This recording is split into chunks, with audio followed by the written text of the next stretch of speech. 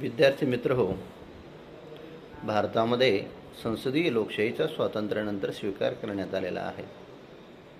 भारतीय संविधानानुसार लोकशाहीचा गाडा चालवायचा म्हटल्या तर निवडणुका ह्या अपरिहार्यपणे त्या ठिकाणी आल्यात. निवडणुका जर जिंकायच्या असेल तर राजकीय पक्ष हे आपोआप त्या ठिकाणी येत असतात. ज्याप्रमाणे पावसाळ्यामध्ये पाऊस पडल्यानंतर छत्रीसारखी जी काही रूपं आपोआप त्या ठिकाणी उठतात, तशाच रूपामध्ये लोकशाही प्रक्रियेमध्ये राजकीय पक्ष हे ऑटोमॅटिक त्या ठिकाणी निर्माण होत असतात.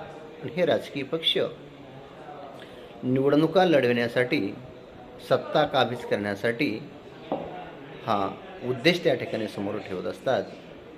हा उद्देश समोर ठेवल्यानंतर आपलं स्वतःचं एक तत्त्वज्ञान, स्वतःची आचारसंहिता आणि मनुष्यबळ त्या ठिकाणी प्रत्येक राजकीय पक्ष हा त्या ठिकाणी करत असतो.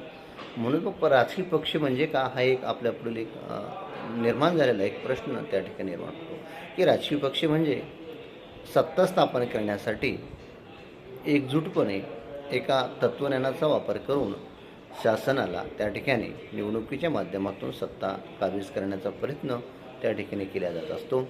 अशा स्वरूपामध्ये राजकीय पक्ष त्या ठिकाणी निर्माण होत असतात किंवा राजकीय पक्षाच्या अनेक व्याख्या आपल्याला त्या ठिकाणी बघायला मिळतात. भारतीय लोकशाहीमध्ये आपण बहुपक्षीय पद्धतीचा स्वीकार केलेला आहे. मग या लोकशाहीमध्ये काळानुसार भारतामध्ये अनेक राजकीय पक्षांची निर्मिती देखील झालेली आहे. काही राष्ट्रीय पक्षांची निर्मिती झालेली आहे, तर काही प्रमुख प्रादेशिक पक्षांची निर्मिती झालेली आहे. संसदीय लोकशाही असो किंवा अध्यक्षीय लोकशाही शासन पद्धत असो, त्या राजकीय पक्षांना महत्त्वाचे स्थान त्या प्रत्येक शासनामध्ये निर्माण झालेले असते. तसं भारतामध्ये संसदीय शासन पद्धती, भारतामध्ये बहुपक्षीय पद्धती आहेत. मग या बहुपक्षीय पद्धतीमध्ये काही स्थानिक पक्ष, नोंदणीकृत राजकीय पक्ष असतील, काही प्रादेशिक पक्ष आणि काही राष्ट्रीय स्वरूपाचे पक्ष त्या ठिकाणी काम करत असताना आपल्याला त्या ठिकाणी दिसून येतो. शासनाचा प्रकार हा कोणताही असो, संसदीय शासन पद्धती असो किंवा अध्यक्षीय शासन पद्धती असो, या सर्व लोकशाही शासन प्रकारामध्ये राजकीय पक्ष हे अपरिहार्यपणे आपल्याला त्या ठिकाणी त्यांचं अस्तित्व दिसून येतं. कोणत्याही लोकशाहीमध्ये राजकीय पक्षांना महत्त्वाचं आणि अनन्यसाधारण असं स्थान त्या ठिकाणी निर्माण झालेलं आहे. राजकीय पक्षाशिवाय लोकशाही अस्तित्वात असू शकत नाही, कारण लोकशाहीत संसदेमध्ये जनता आपला प्रतिनिधी मतदानाद्वारे प्रत्यक्षरित्या बहुमताने निवडून देत असतात. निवडणूक घेण्यासाठी राजकीय पक्षांची गरज त्या ठिकाणी निर्माण होत असते. प्रत्येक राजकीय पक्ष हा प्रत्येक मतदारसंघात निवडणुकीसाठी आपल्या राजकीय पक्षाचा उमेदवार उभा करीत असतात व त्याला निवडून आणण्याचा प्रयत्न करीत असतात. अशा प्रकारे राजकीय पक्षांचे जास्तीत जास्त उमेदवार बहुमताने निवडून येतात. तो राजकीय पक्ष सत्ता स्थापन करत असतो.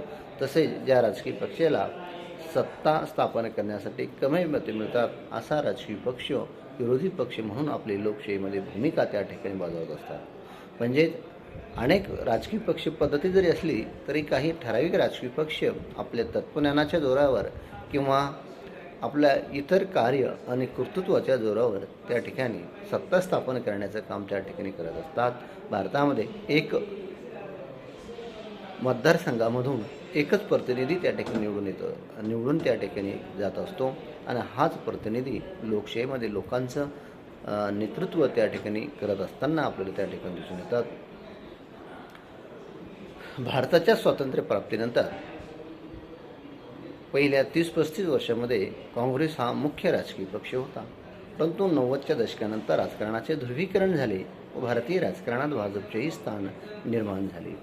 भारतामध्ये राजकीय पक्षांच्या स्थापनेची सुरुवात स्वातंत्र्यपूर्व काळापासून आपल्याला त्या ठिकाणी दिसून येते. 1942च्या आंदोलनामध्ये या राजकीय पक्षानं, तो म्हणजे काँग्रेस या राजकीय पक्षानं एक महत्त्वाची भूमिका त्या ठिकाणी निर्माण केलेली आपल्याला दिसून येतो. भारताच्या प्राचीन काळातील म्हणजेच स्वातंत्र्यपूर्व काळातील काँग्रेस हा पक्ष, स्वराज्य, फॉरवर्ड ब्लॉक असे अनेक राजकीय पक्ष त्या ठिकाणी निर्माण झाले होते. परंतु खऱ्या अर्थानं स्वातंत्र्यपूर्व काळामध्ये खरा जो जनाधार निर्माण करण्यात आला होता तो काँग्रेस या पक्षानं. कारण काँग्रेस या पक्षामध्ये आयलंड ॲक्ट ऑफ याने 1885ला हा पक्ष जेव्हा स्थापन केला तेव्हा या पक्षाचं तत्त्वज्ञान आणि कार्यक्रमावर विश्वास ठेवून अनेक राजकीय नेते किंवा समाजसेवक त्या पक्षामध्ये सहभागी झालेले होते.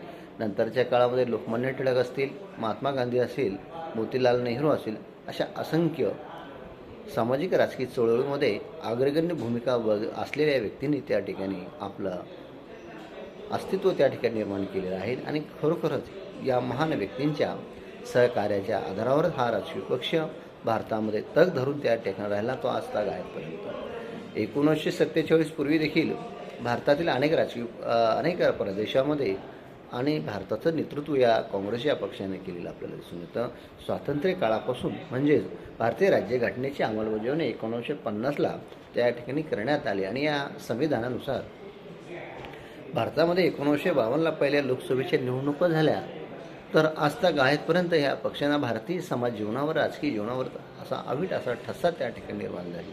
1952 पासून तर 1977पर्यंत म्हणजे दीर्घकाळ या राजकीय पक्षाची एक हाती सत्ता भारतामध्ये त्या ठिकाणी निर्माण होती. परंतु मधला काही पिरियड जर सोडला 79 ते 80-81 हे 2 वर्ष जर सोडले तर हा राजकीय 1991 पासून तर 95पर्यंत सत्तेत होता.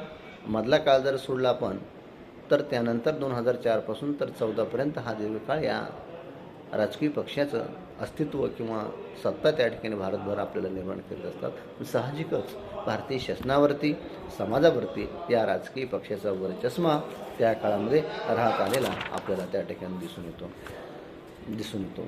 स्वातंत्र्यानंतर अनेक राजकीय पक्षांची निर्मिती झाली. काही प्रादेशिक पक्ष आहेत तर काही राष्ट्रीय पक्ष आहेत. यामध्ये 1964ला महाराष्ट्रामध्ये शिवसेना असेल, नंतरच्या काळातील मनसे असेल, राष्ट्रवादी असेल, अशा अनेक राजकारणामध्ये एक पक्ष निर्माण झाले. पंजाबमधील अकाली दल असेल, DMK, अण्णा DMK आणि या काँग्रेस पक्षातून अनेक राज्यामध्ये अनेक प्रादेशिक पक्ष निर्माण झालेले आपल्याला त्या ठिकाणी दिसून येतात. काही पक्ष स्थानिक स्वरूपाचे देखील अस्तित्व आपलं त्या ठिकाणी टिकून ठेवलेले आपल्याला दिसून येतात. अशा स्वरूपामध्ये भारतामध्ये राजकीय पक्ष पद्धती वाढीस लागलेली आपल्याला दिसून येते. सुरुवातीच्या काळात भारताच्या राजकारणात काँग्रेस पक्षाची फार मोठी पकड होती. स्वातंत्र्यानंतर काँग्रेसचे नेतृत्व पंडित जवाहरलाल नेहरू यांनी केले. 1947 ते 96पर्यंत काही वर्ष वगळता हा पक्ष केंद्रीय सत्तेवर त्या ठिकाणी राहत आलेला आहे. 1947 ते 1977 नंतर 1980 ते 1989 आणि 91 ते 96 हा या काळात काँग्रेस पक्ष केंद्रात सत्तेवर राहिलेला आहे. तसेच काँग्रेसने 2004मध्ये संयुक्त पुरोगामी आघाडी स्थापन केली आणि 2004 ते 2014 अशा प्रकारे लोकसभेत केंद्रात 10 वर्ष सत्ता स्थापन केली. हिलाच काँग्रेसची एकाधिकारशाही असं त्या ठिकाणी आपल्याला म्हणता येईल. विविध राजकीय पक्षांची निर्मिती झालेली असल्याने कोणत्याच राजकीय पक्षाला स्पष्ट बहुमत मिळत नसे. या कारणामुळे अनेक राजकीय पक्ष पद्धती येऊ लागले व आघाडी सरकार स्थापन करू लागले. खास करून 1989च्या लोकसभा निवडणुकीनंतर एकाच पक्षाचे वर्चस्व संपुष्टात आले. त्यानंतरच्या काळात अनेक राजकीय पक्षांनी एकत्र येऊन आघाडी सरकार त्या ठिकाणी निर्माण केलेली आपल्याला दिसून येते. आणि अशा प्रकारे भारतामध्ये आघाडी सरकारांचं त्या ठिकाणी बोलबालानंतरच्या काळामध्ये त्या ठिकाणी आपल्याला दिसून येतो. एकेकाळी आपण बघितलं की काँग्रेस या पक्षाची एकाधिकारशाही या देशावरती होती. परंतु अनेक पक्षपद्धती असल्यामुळं नंतरच्या काळामध्ये कोणत्याच एका राजकीय पक्षाला स्पष्ट असं बहुमत सत्ता स्थापन करण्याचं त्या ठिकाणी मिळालेलं नाही. मग हे बहुमत मिळालं नाही तर मग सत्ता तर स्थापन करायची. मग यासाठी आघाडी सरकारांचा हा प्रयोग देशामध्ये निर्माण होऊ झालेला होता. आणि आघाडी सरकारबद्दल असं म्हटलं जात होतं या देशामधील राजकीय पक्षांचं अस्तित्व संपुष्टात येतं की काय अशी अवस्था त्या काळामध्ये निर्माण झालेली होती. परंतु आज आपण बघतो की आघाडी सरकारनं देशाच्या लोकशाहीला टिकून ठेवण्याची भूमिका पार पाडलेली आपल्याला दिसून येतात. आज देशामध्ये प्रत्येक राज्यामध्ये आघाडी सरकारांची स्थापना त्या ठिकाणी झालेली आपल्याला दिसून येते. कारण या पाठीमागचं भारताचा इतिहास, संस्कृती, लोकांचं राहणीमान म्हणजे अनेक बाबतीत विविधता आहेत.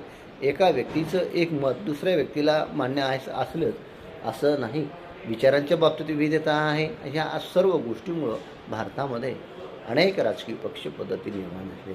मग याच कारणामुळं लोकांच्या जीवन जगण्याकडे आणि राजकारणाच्या, समाजकारणाच्या संकल्पना ह्या प्रत्येकाच्या व्यक्तिभिन्नत्व वेगवेगळ्या त्या ठिकाणी दिसून येतात.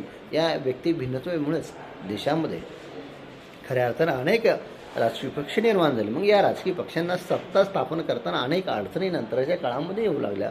मग याच कारणामुळे देशामध्ये आघाडी सरकारांची स्थापना त्या काळामध्ये ह्या निर्माण झालेली आपल्याला दिसून येते. आज देशामध्ये आघाडी सरकारांचेच आपल्याला केंद्र आणि राज्यामध्ये सरकारे स्थापन झालेले आपल्याला दिसून येतात. आज केंद्रामध्ये देखील BJP सरकार जरी बहुमतामध्ये असले तर अनेक राजकीय पक्षांचा सहभाग त्यामध्ये आहे. महाराष्ट्राच्या राज्यात जर विचार केला आपण, आज महाराष्ट्रामध्ये भाजप, शिवसेना, त्यानंतर राष्ट्रवादीचं मिळून त्या ठिकाणी सरकार बनलेलं, तिला आघाडी सरकारच असं या ठिकाणी म्हणता येईल. अशा स्वरूपामध्ये भारतामध्ये आघाडी सरकारांचा आजच्या काळामध्ये बोलबाला त्या ठिकाणी निर्माण झालेला आपल्याला त्या ठिकाणी दिसून येतो. धन्यवाद.